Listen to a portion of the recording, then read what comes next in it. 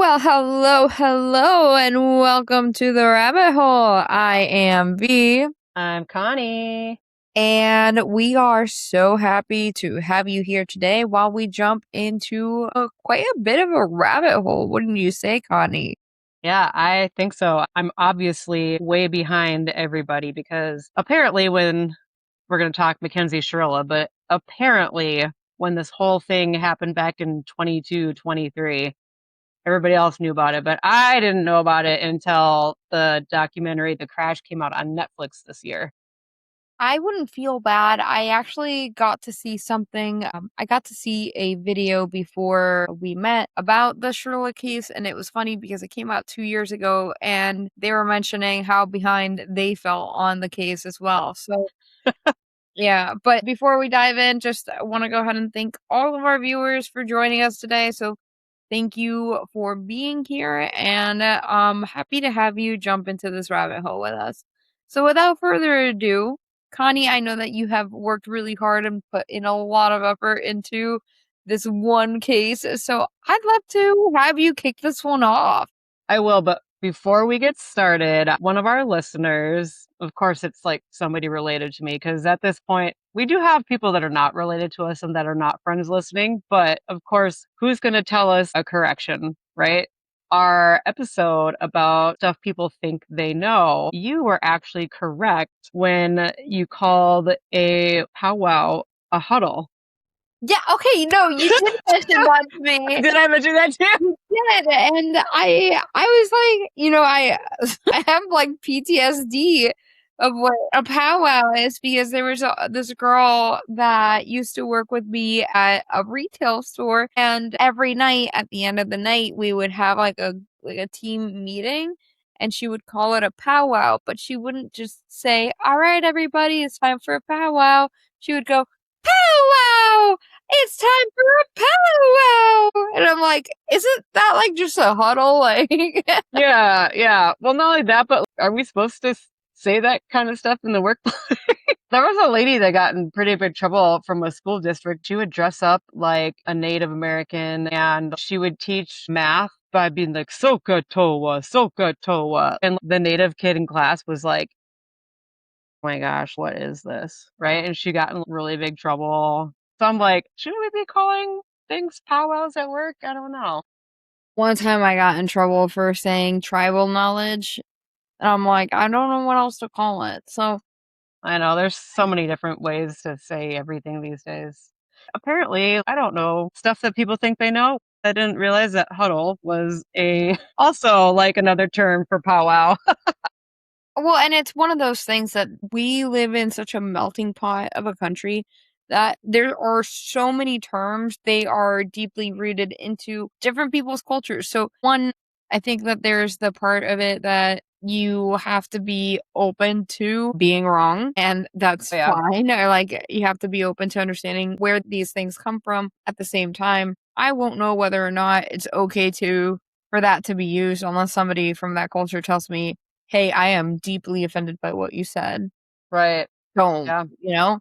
And, unfortunately, like, I don't get to communicate with a lot of people that are Native American. So if you are Native American and you wanna be my friend, go ahead and, go put something in the chat or something. I'd love to learn more about your culture.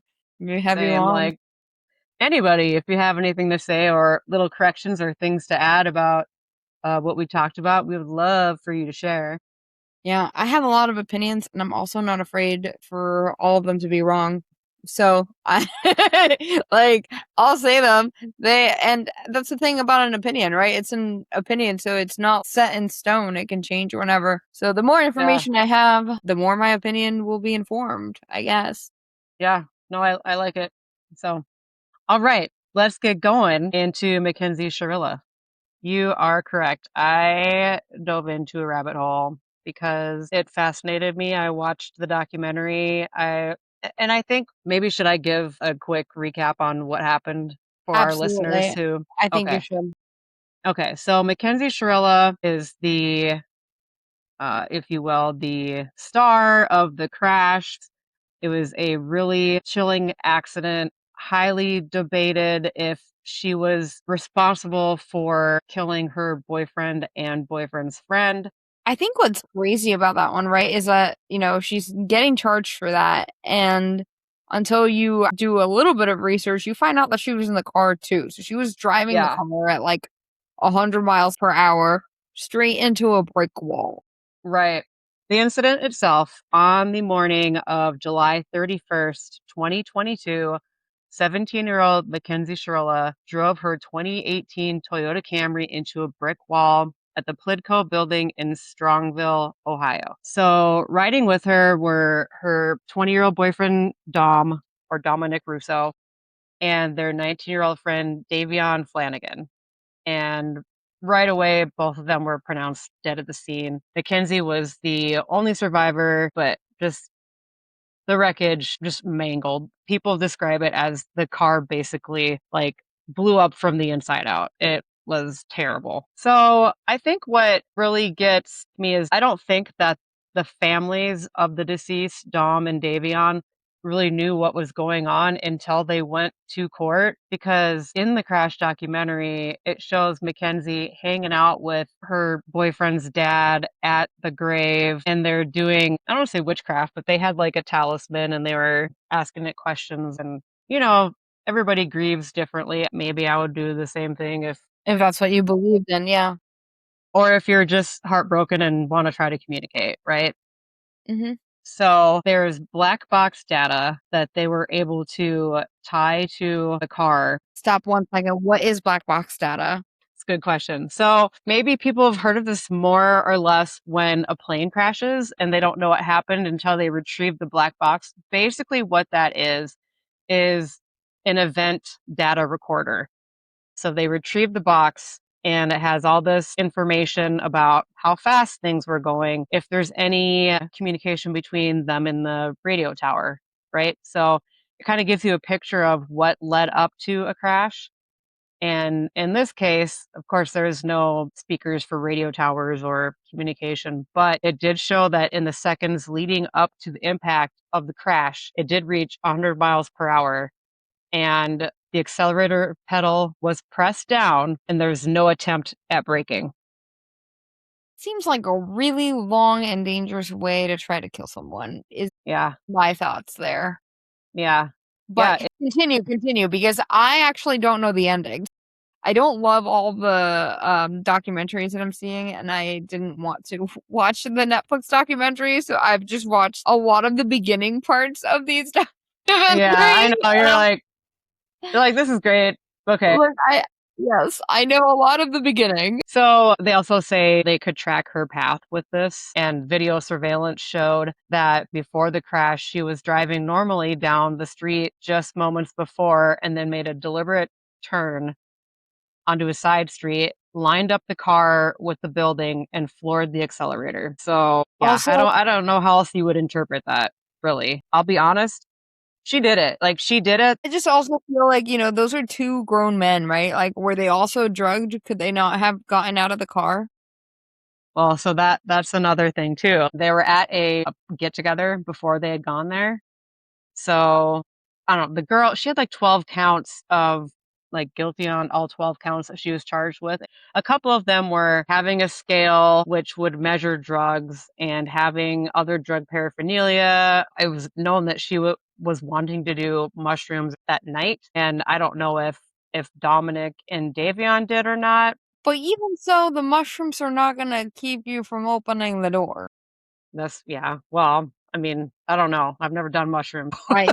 You should still be able to open doors. So those things combined with motive, and we'll get into the text later, but there is a pretty awful, manipulative, toxic relationship between Mackenzie and Dominic. A lot of texts revealed that she frequently threatened him and even threatened him in front of people just weeks before the actual fatal collision. So, like saying stuff like, I'll crash this car, and again, motive. They basically say she was on a mission. The mission was to kill her boyfriend, and unfortunately, that ended up in Davion Flanagan losing his life as well. But some people say, Yeah, she did it intentionally. Some people are like, maybe she was suicidal. I don't know. She seems from the text messages, the things that I've watched about her, the video, she is very into herself. She's like one of those mean girls, right? So that's what I've heard, and I heard that prior to this accident, her and her friend were very much into this obsession with getting famous. Yes. And apparently that's like another supposed motive. But again, like I don't understand. I don't understand how like and maybe that's the thing, maybe not like I don't believe it, but I can't fathom somebody wanting to get famous, therefore committing murder Yeah. in a way that puts them at risk too. Right. Well, and that's my problem. So it's like, okay, she wanted to kill him and maybe that's how she went about it or was suicidal. Mhm. I don't see her being suicidal, but dang, if you're going to kill your boyfriend by driving the car into a brick wall, you're really rolling the dice, you know? How do you know you're going to come out from that? Those are the two things that I wonder about. Yeah. So right now she is sentenced to two concurrent life sentences with the possibility of parole after 15 years. And I see on here, which maybe you can shed some light on this, but her convictions are 4 counts of murder, 4 counts of felonious assault, and then 2 counts of aggravated vehicular homicide. So what are the other 8 counts? Some of the counts are like drug related charges. Hmm. Yeah, so what's interesting to me though is the judge was she was no nonsense, right? I don't think the families were happy because she did the life sentences concurrent, but she also said, look, I don't think she's going to change. I don't think she's remorseful. And with that, I do not see her being paroled after 15 years. So that's why she ran them concurrently instead of side by side. Also, why this has been in the news a lot too is obviously a lot of media coverage. There's the crash documentary, but even just recently, her attorneys filed a motion asking them to reconsider her case, but they filed it a day late. And so the judge is like, nope, we're not going to re-see the case. And so now her lawyers are claiming that it's due to like, it was a leap year. They didn't realize that 365 days had gone by. I mean, honestly, like why are you waiting until the very last day? Like Yeah.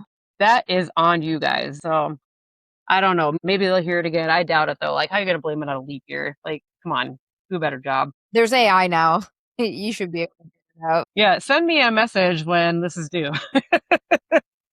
So was it truly murder? Legally, yes. Like she's been held accountable in a court of law. So yes, it was murder. However, it mimics an accident, right? The legal system calls this mens rea, guilty mind intent, and physics. So the lack of braking, her full acceleration going into, again, a solid brick wall.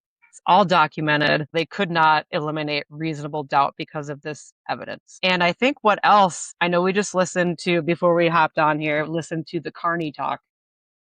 Right. So So I still don't know what they said in there. yeah, it sounds like it's similar to Pig Latin, but a little tougher to decipher. And she speaks it really fast. And in the call that we listened to, she was just talking about how they were going to put her in the mental part of the ward, right? Uh-oh. Idam skider dieses Fiese. Dieses Giso, Kiri to the Kiri meeting, Ida Chidi meeting, like, we don't see the Fiese, we like. Wait, in the psych ward? Jesus, Idam Ida, we just Ida breathing, we don't read Nida, we like, Ida Ida Chidi Gido, Ida Chidi dieses Kido. Okay, okay. But what got people talking about the Carney talk was because at the hospital, when she was able to finally talk to police after all this, after the crash had happened and they wanted to interview her, she broke into this Carney talk that he's a cheese a weeza, whatever. And her mom's like, well, yeah, I guess you could do that. So they actually ended up decoding it. And when the cop is asking what happened, do you remember what happened before the crash? And she's saying to her mom, well, can't we just tell them that I passed out because of my POTS syndrome? Yeah. Okay.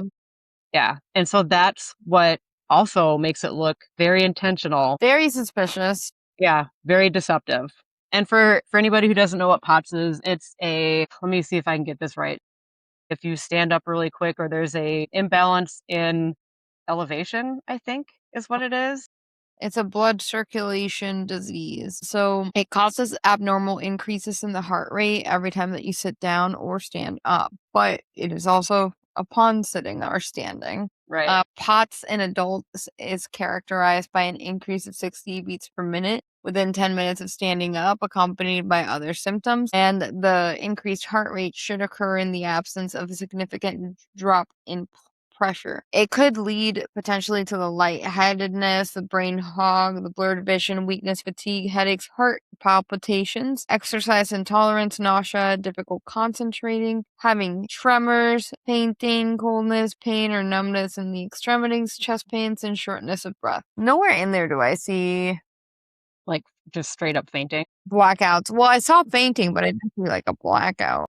So I will say there are people who get in really awful car wrecks all the time. And there are legitimate people that cannot remember what happened even before the accident or right up until slightly after. So that is a thing. But the fact that she's like, can't we just tell them that I, fainted because I have POTS? Very, very deceptive. And people all over the socials in response to her saying she has POTS, they're all like, I've never fainted. I've never fainted. Lightheaded, yes, but I've never fainted. So they're all calling BS on her, right? And like, I don't know, girl, her parents too. I think they let her have whatever she wanted. She was super spoiled. And they're idiots. They are just idiots. So somebody pointed out, because I didn't spot it right away. The dad on the documentary, the t-shirt that he was wearing said boom. BOOM? Yeah, like it was exploding. Bro. Dude, you're on a documentary about your daughter like crashing into a wall and you're gonna boom. All of this just seems like somebody made it up. I know. And the mom, like they're still going on interviews. I think they had one with like, a guy that used to be a CNN anchor. He's asking them all these questions and the mom is just like, anybody who really knows Kenzie, they know that she has a heart of gold and she's, a really loving person and A heart of gold and a desire to kill. right. Yeah. But just talking her up and making all these excuses. And she did the same thing with the judge, like with the victim impact statements. Her mom got up there and was like, it's a really bad thing that happened, but it was an accident. And Mackenzie really loved Dom. And, Davion, he was a new friend. And the judge is like, so because he's a new friend, he doesn't matter. And I was like, oh, yeah. Yeah, give it to her. Give it to her. Get it. Oh my God. They're just idiots. And somebody used to tell them to stop taking interviews. Like they're not very bright. Well, and I mean, it does support that part of the potential motive, which is that they wanted to be famous. Because from what I heard, like the friend did not interview with the cops, but they did take the Netflix interview. So there is some stuff like that that's just like weirdly fishy. Yeah. But so, moral of the story, I do believe that these people are insane. I think it's a very long way of trying to kill someone. And you know what? Apparently they call her Shirilla the Killer. Oh yeah. Which I think is hilarious. Yeah. So another thing, going back to the parents, her dad, well, first of all, they make a big deal out of when she got arrested because they got the warrant and went to go arrest her on like a Saturday or something on a weekend but it was a weekend. And they're putting her in cuffs. They take her phone away and she's worried about her bracelets and her jewelry. And they're telling her she's take it off. And she's like, I can't wear my jewelry. And they're like, yeah, like you're getting arrested. We're going to put it in this bag. It's going to stay here until we decide what to do and whatever. And I'm just like flabbergasted. Why are you so worried about your jewelry? Like you killed some people. You're getting arrested for it. Just do what they say, right? Just comply. There is like some controversy there because apparently the bracelet has to do, it's like ties it back to Dom. So they have like symbolic meaning and stuff like that. Okay. Well, so then after the dad finds out that she got arrested, he goes to the jail and is like, I need to talk to my daughter. Like, you can't talk to her. She's 18 and we need to process her. Like, it doesn't work that way. Well, doesn't she get a phone call? No, like, we need to process her. She will call you or get a phone call after she's been processed. And he's like, I need to talk. Don't let, you guys can't talk to her. You can't talk to her without a lawyer. And they're like, she's 18. She'll know what to do. And he said, she's a dumb 18-year-old or she's stupid or something like that. Well, that's incriminating, Dad. Oh my God. She's dumb. She's dumb. You can't talk to her. You can't talk to my dumb 18-year-old. Crack me up. But okay, so we'll move on to the text messages. What I think the text messages prove and probably had a really big impact on her being found guilty was that, again, that highly volatile relationship between her and Dominic. Yeah. There is a podcast called Rotten Mango. They do you listen to Rotten Mango? Yeah, Stephanie Sue. Yeah, she's great. So she does like a multi-part deep dive on Mackenzie, and she got the transcripts of these text messages, and apparently in 2024 the police released 93,000 plus messages between her and Dominic. To be young and in love. I know, like, it's crazy. I can't even imagine sending somebody that many text messages. So they were released for discovery, and they highlight how seemingly minor tasks like bringing food, snacks, or a drink spiraled into explosive fights. Really? Yeah, it's really, girl, you should check it out when you have time. Yeah, I started listening to it. I just didn't have time to finish them because each of the Rotten Mango episodes is like 2 hours. Yeah. Well, and she does such a good job of reading the messages. I just love her. Like, She is she's very like, animated. yeah, she's like, I told you that you'd have to come see me and bring me a peach and a water. And like, she's just so good at reading the messages. I loved it. Yeah, that's another thing. Like, apparently, like, if she's talking in code to her mom during these things, she's probably also talking in code to like her dad, her brother, like, Yeah. or not Everybody. brother, her sister. Sister. Yeah, she's got a yeah. sister. Yeah.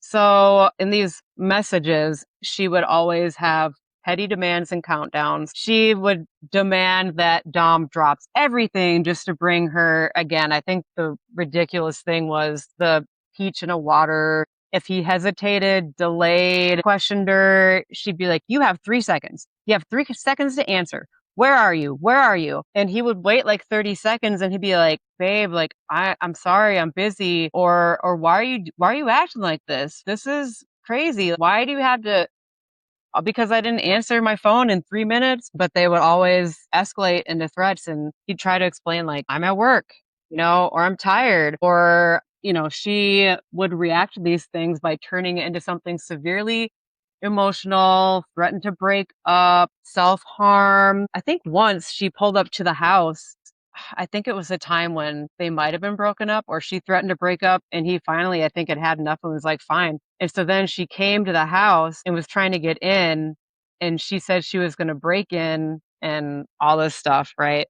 It was like, once he would say like, fine, I'll bring you a water and a peach, then she'd be like, no, I need time to be alone. You should have told me 3 minutes ago that you were going to bring me my water and my peach. And then it would just escalate from there. So again, everyday errands. It was more than just teenage bickering, right? It was daily, thread by thread. It just really showed how manipulative and awful she is. Some of these messages, like the really awful ones where she's threatening to harm him or something, was like a week or two before the crash. So you want to like not be found guilty? I don't know. Like, this is pretty damning. Yeah. You acted like a nut job here. It looks like a duck. It sounds like a duck. Gotta be a duck. Probably a duck. And this duck's name is Shirilla the Killer.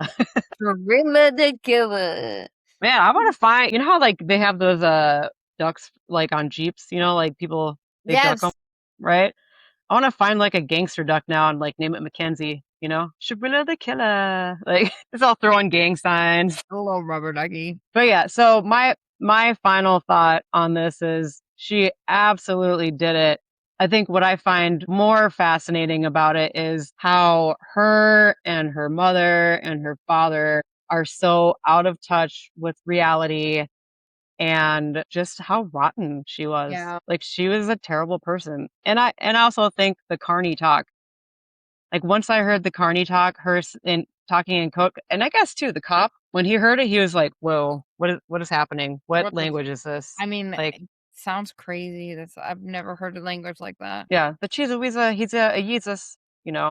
So that is the Shirilla case. Crash course, crash course. Crash course. No pun intended. Yeah, right. Ooh, that's kind of bad, isn't it? Absolutely. So, but we are not experts. We do enjoy looking into some of this stuff. Well, everybody keep liking, sharing, subscribing, telling all your friends, your buddies. We love it. Please, if you haven't followed us on Instagram, it's Connie, Connie, and ANDVEE. Comment on our stuff. Let us know what you want to hear.